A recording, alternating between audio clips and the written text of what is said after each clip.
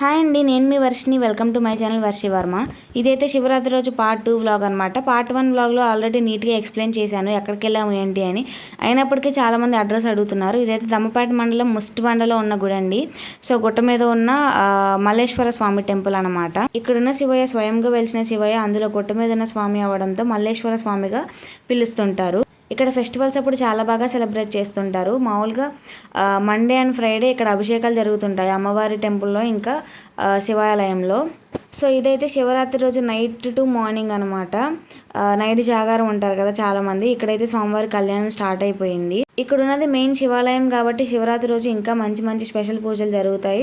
And also programmes కూడా జరుగుతాయి అనమాట. క్లాసికల్ డ్యాన్స్, ఇంకా కోలాటం లాంటివి. సో ఆ స్వామివారి కళ్యాణం ఎలా జరిగిందని నా వాచ్లో నేను చెప్పడం కన్నా మీరే చూస్తే బాగుంటుందని నాకు అనిపిస్తుంది. చూసేయండి.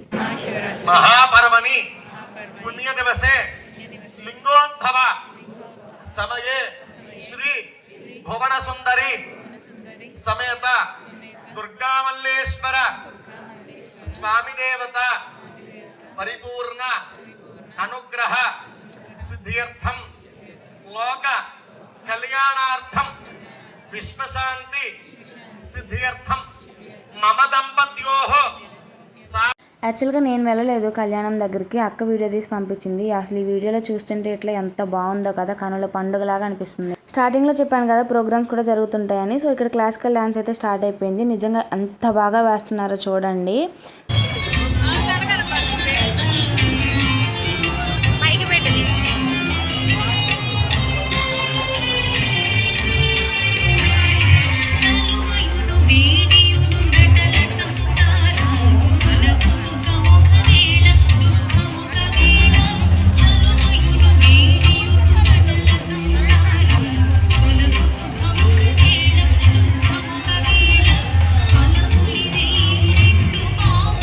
క్లాసికల్ డాన్స్ అయిపోయిన తర్వాత కాలేజ్ స్టార్ట్ చేశారనమాట. నార్మల్గా శివరాత్రి అప్పుడు ఇలా ఇంకా ఎక్కువ హడావుడి ఉంటుంది ఇక్కడ.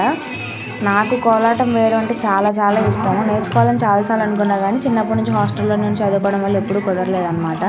సో నార్మల్గా ఎందుకంత ఇష్టం అంటే కోలాటం కాస్ట్యూమ్ వేసుకుంటేనే ఒక పాజిటివ్ వైబ్ వస్తుంది.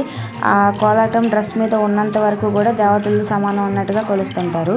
అంటే ఎవరో చెప్తుంటే విన్నా అనమాట, దేవతలతో సమానంలా చూస్తారు అని. నిజమేనా? కామెంట్ చేయండి. ఇంకా అలా స్వామివారి కళ్యాణము ప్రోగ్రామ్స్తో నైట్ అంతా గడిచిపోయింది. మార్నింగ్ చెన్నారాయుడు సేవ స్టార్ట్ అయింది అనమాట. నాకు ఈ చెన్నారాయుడు సేవ గురించి తెలిసింది ఏంటి అంటే, ఈ పూజకి సంబంధించిన వస్తువులు పట్టుకున్న వాళ్ళందరికీ ఘనం అంటే దేవుడు వస్తుంది అని అంటారు కదా. నాకు ఈ పూజ గురించి కంప్లీట్గా ఏం తెలియదండి. తెలియకుండా మనం తప్పుగా మాట్లాడకూడదు కదా దేవుడి గురించి. అందుకనే నేను ఇంకా క్లియర్గా చెప్పలేకపోతున్నాను.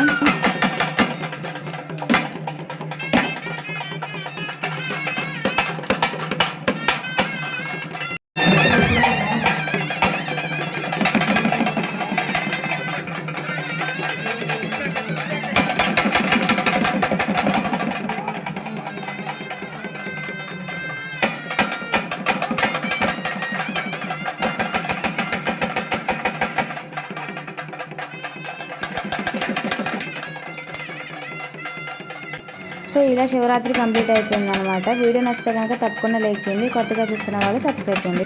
Thank you for watching.